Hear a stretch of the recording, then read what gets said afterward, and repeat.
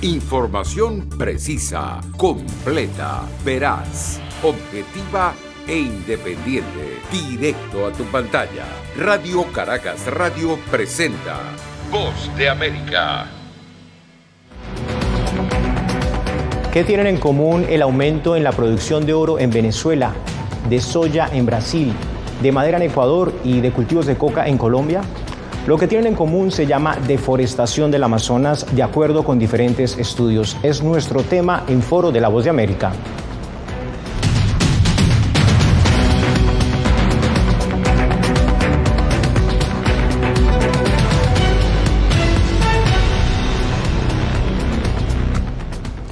La deforestación en el Amazonas se mantiene en niveles de hace 15 años, según el INPE, la agencia gubernamental brasilera encargada de monitorear la deforestación. En 2022 ya desaparecieron cerca de 10.000 kilómetros cuadrados de selva amazónica en Brasil, lo que equivale a 12 veces el tamaño de la ciudad de Nueva York, o también el tamaño, por ejemplo, de un país como Qatar. El deterioro de la selva amazónica no ocurre exclusivamente en Brasil. En Colombia la deforestación también tomó fuerza con la destrucción de 1.000 kilómetros cuadrados en 2020, según el IDEAM. En Venezuela, la fiebre en el arco minero, la fiebre por el oro, llevó a la desaparición entre 2015 y 2019 de cerca de 1.400 kilómetros cuadrados de selva amazónica. Es un área equivalente a 2 veces el tamaño de la ciudad de Nueva York, según estimados del proyecto de monitoreo de la Amazonía andina.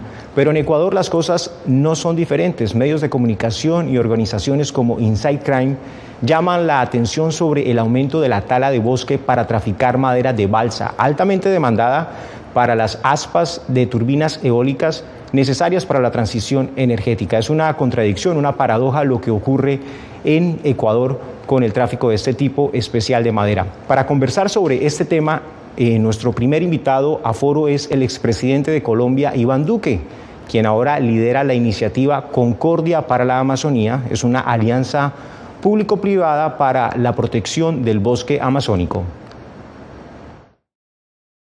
¿Cuál es hoy el principal problema que enfrenta el Amazonas y que ha aumentado la deforestación? Bueno, lo primero que hay que reconocer es que la deforestación es un enemigo permanente y tristemente muy efectivo en la Amazonía. Y lo digo porque en los últimos 40 años se ha perdido de territorio amazónico el equivalente al territorio de Francia y Alemania conjuntamente.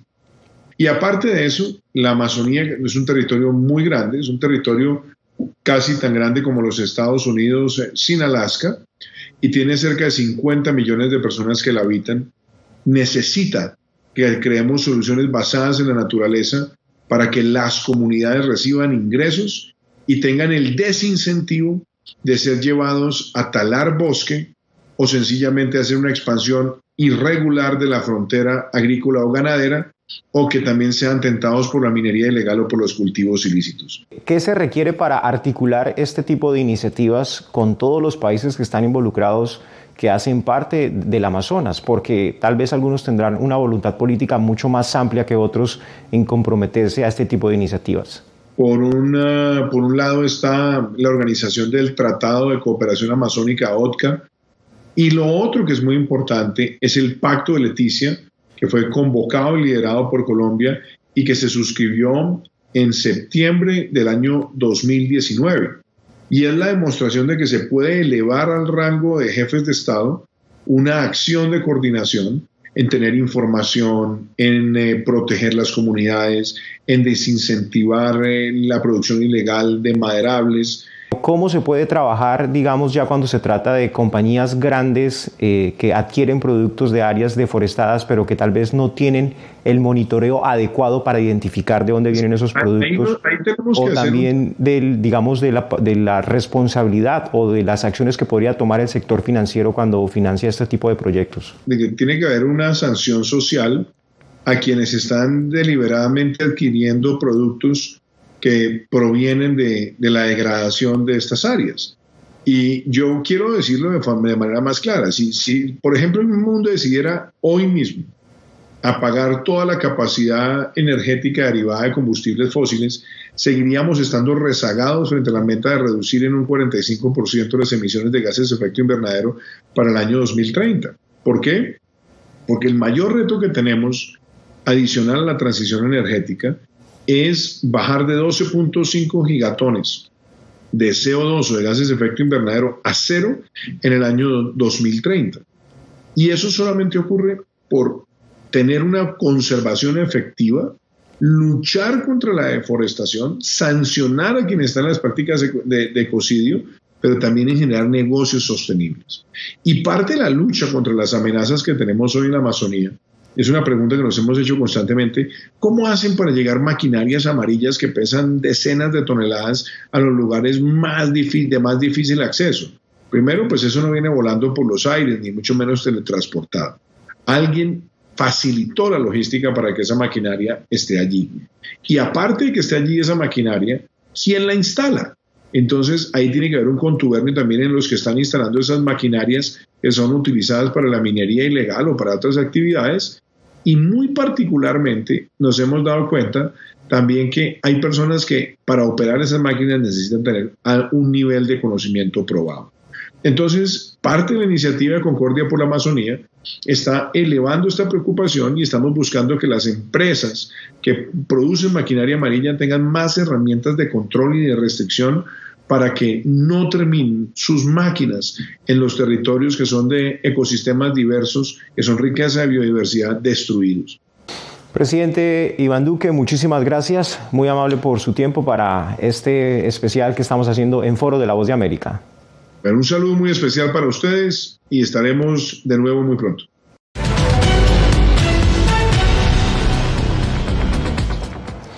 Seguimos en Foro de la Voz de América hablando sobre el bosque del Amazonas y su protección. Y para conversar sobre este tema, saludo a Angélica Mayolo. Ella es becaria del programa de Iniciativas para las Soluciones Ambientales del Instituto Tecnológico de Massachusetts, MIT. Y nuestro segundo invitado es el doctor en Ciencias Ambientales Rodolfo Lassi, quien lidera la Acción Climática y Medio Ambiente para América Latina ante la Organización para la Cooperación, el Desarrollo Económico OCDE, y también es enviado especial en asuntos climáticos de las Naciones Unidas. Los saludo a los dos. Muchas gracias por acompañarnos en Foro de la Voz de América. Inicio con usted, doctor Rodolfo Lassi. ¿En qué momento podríamos decir que el Amazonas estaría ya entrando en un punto sin retorno debido a las altas tasas de deforestación, y qué implicaciones tendría esto para el planeta?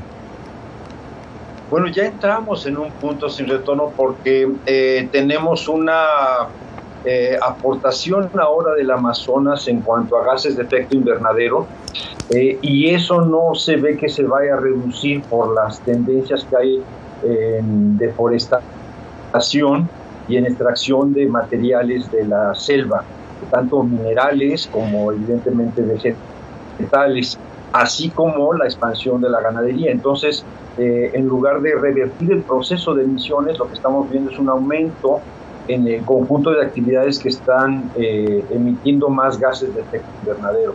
Entonces, yo creo que eso ya de por sí nos da un escenario pues crítico. Y como decía yo, los puntos de retorno se dan cuando existen modificaciones de las condiciones climáticas, del sistema que gobierna la región en cuanto a temperatura y precipitación, que es lo que más estamos midiendo, y estas modificaciones ya se dieron. Entonces se pueden exacerbar si no hay una reversión de estos procesos que estoy yo mencionando.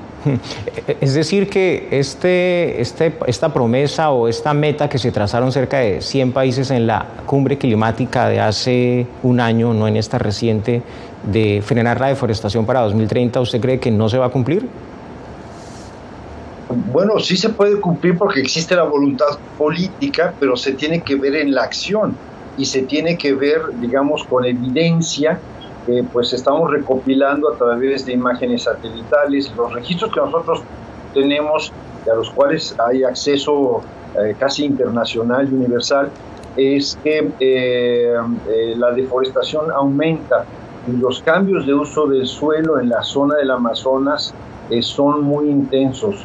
Entonces, por lo pronto, yo no podría decir que hay indicadores que nos muestren una tendencia distinta.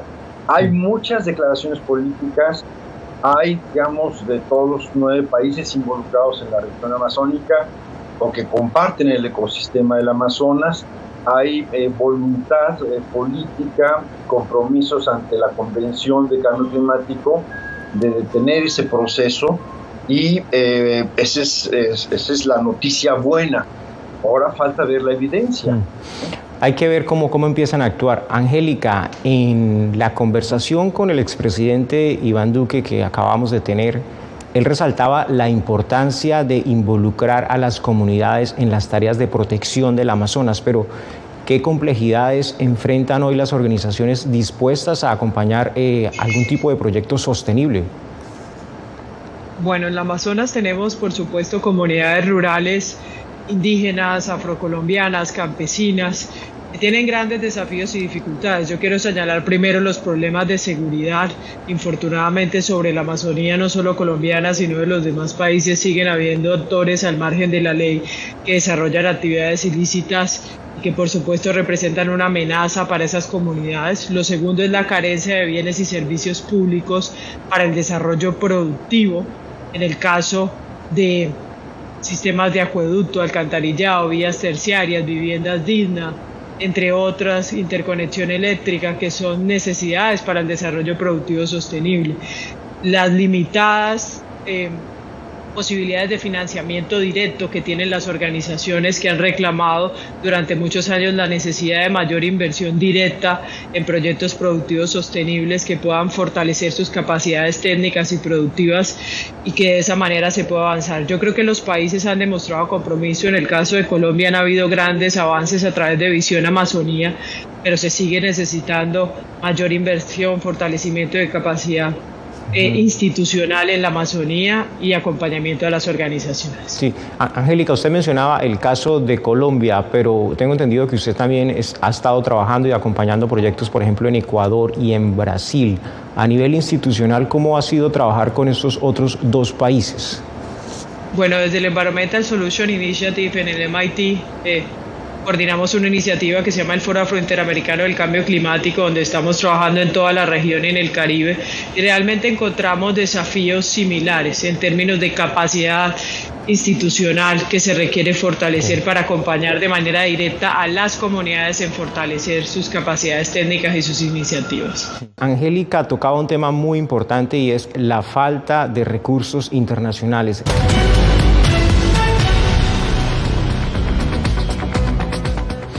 El avance de la deforestación en el Amazonas es nuestro tema de hoy en Foro de la Voz de América. En Brasil, diferentes organizaciones relacionan el aumento de la destrucción del bosque principalmente por una mayor producción de soya y carne. Pero miremos la siguiente gráfica. Mire, en la línea verde se muestra una tendencia al alza de las exportaciones de soya a China, que pasan de 18 millones de toneladas en 2010 a 64 millones de toneladas en 2020. Eso es una producción que se triplica. Y en la línea anaranjada lo que estamos mostrando es que en ese mismo tiempo también aumentó la deforestación anual, que se disparó de 7.000 kilómetros cuadrados en 2010 a cerca de 13.000 hectáreas cuadradas en 2021. Estos son cifras de deforestación anual que se están dando en Brasil de acuerdo a las cifras oficiales. Para esta conversación se une también Leila Salazar López. Ella es directora ejecutiva de la ONG Amazon Watch. Le damos la bienvenida, Leila, y le doy la bienvenida con la siguiente pregunta basada en este gráfico. ¿Es posible responder a la demanda internacional de soya y carne sin tocar la selva? Buenos días a todas y todos. Bueno, gracias por la invitación. La mayor causa de la deforestación en Brasil y en la Amazonía sí es el agronegocio, que incluye soya, ganadería y los agronegocios y los financiadores que están detrás de esos negocios. esto, como has mencionado, Jaime, aumentó drásticamente en los últimos años durante el gobierno de Bolsonaro. Es lo más importante ahorita con un cambio de gobierno tiene que ver con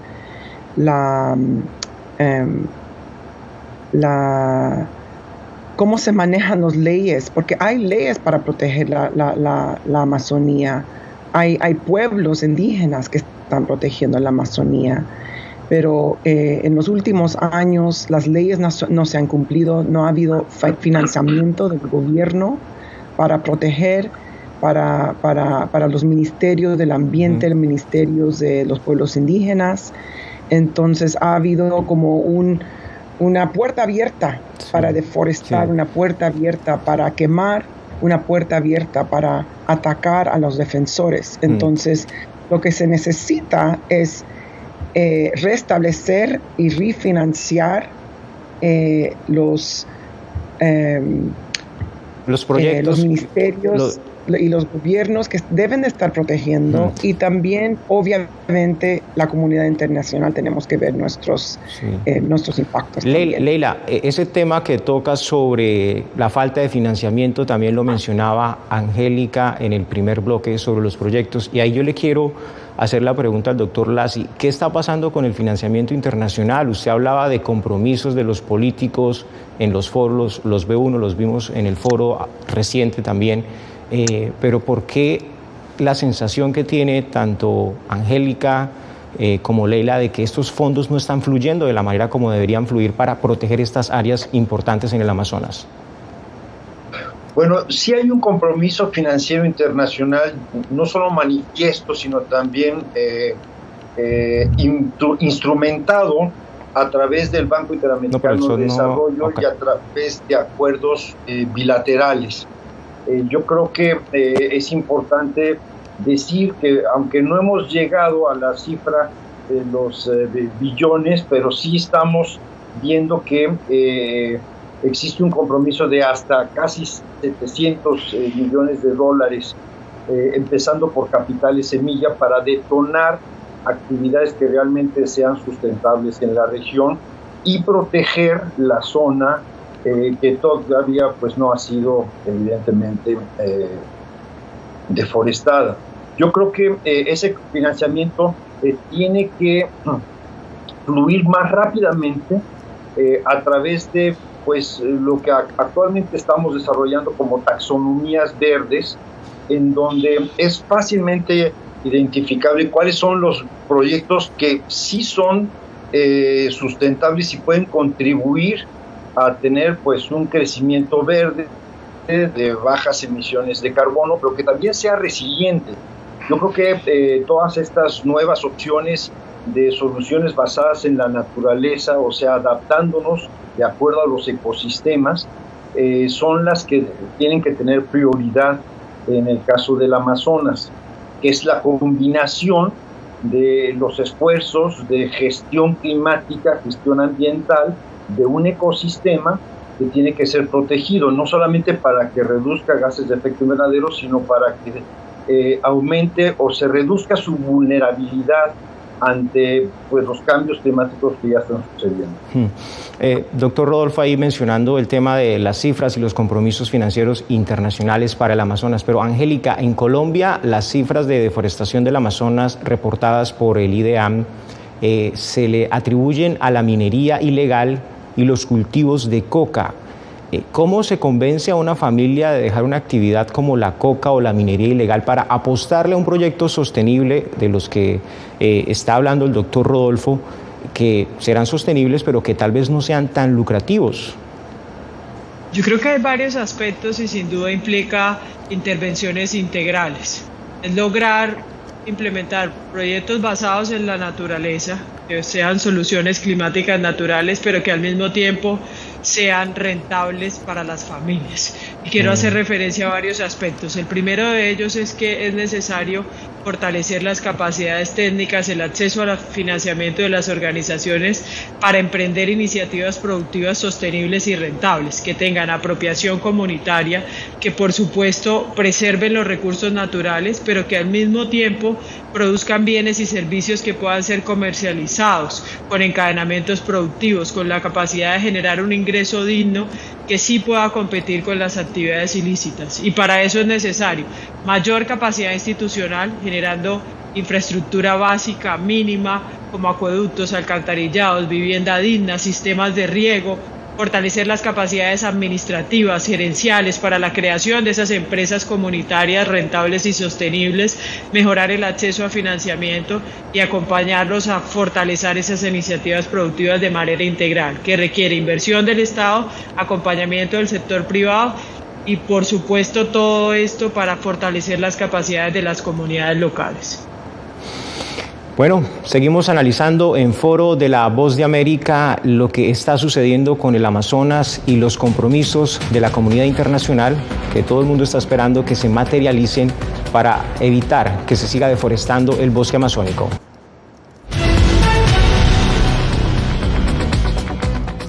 Conversamos hoy sobre el avance de la deforestación en el Amazonas y los compromisos de la comunidad internacional para frenar esta tendencia.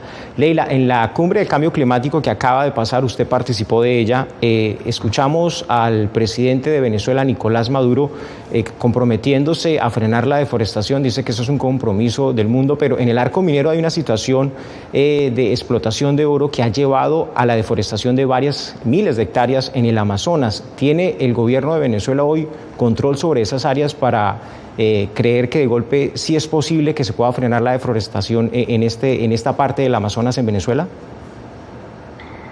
La minería legal o ilegal es un gran problema en la Amazonía, un gran problema. Lo hemos visto aumentar en estos últimos años.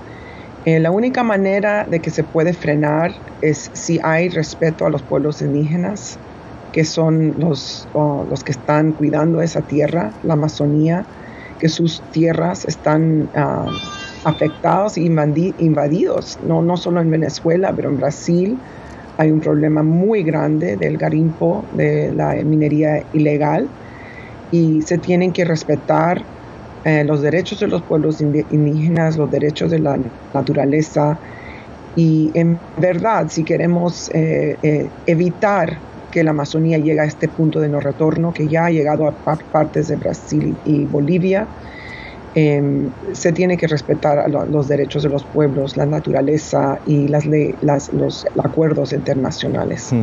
Leila, muchas gracias por su participación. Estamos ya llegando a la etapa final de Foro y quiero ir ya con las conclusiones directamente.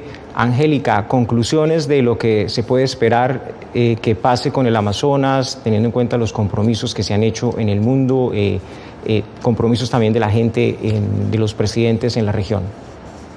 Bueno, si no aumentamos la presencia institucional para proteger los derechos de los pueblos que viven en la Amazonía y la inversión directa en las organizaciones para crear proyectos basados en la naturaleza, que sean rentables y brinden mejores condiciones de vida a la población de la Amazonía, pues la deforestación va a seguir creciendo y ese es el llamado a seguir trabajando, sector público, privado y comunidades, en garantizar la protección de los recursos naturales en la Amazonía. Doctor Lassi, sus conclusiones muy brevemente. Bueno, yo pienso que el Amazonas es patrimonio de la humanidad. Efectivamente, son 9 naciones que se han comprometido a una deforestación, a parar la deforestación, ya sea una deforestación cero, y hay compromisos de todas estas naciones para lograr la neutralidad de carbono. Es la fase de implementación del Acuerdo de París. Lo que tenemos que ver es acción climática, sí. Bueno, este fue un panel de lujo. Leila Salazar, Rodolfo Lassi, Angélica Mayolo, a todos ustedes muchísimas gracias por habernos acompañado y esperemos que lo que ustedes, las expectativas que tienen sobre el Amazonas, pues que se cumplan. Muchas gracias también a ustedes por acompañarnos y volvemos la próxima semana con más Foro de la Voz de América. Información precisa, completa, veraz, objetiva e independiente. Directo a tu pantalla. Voz de América en RCR 750.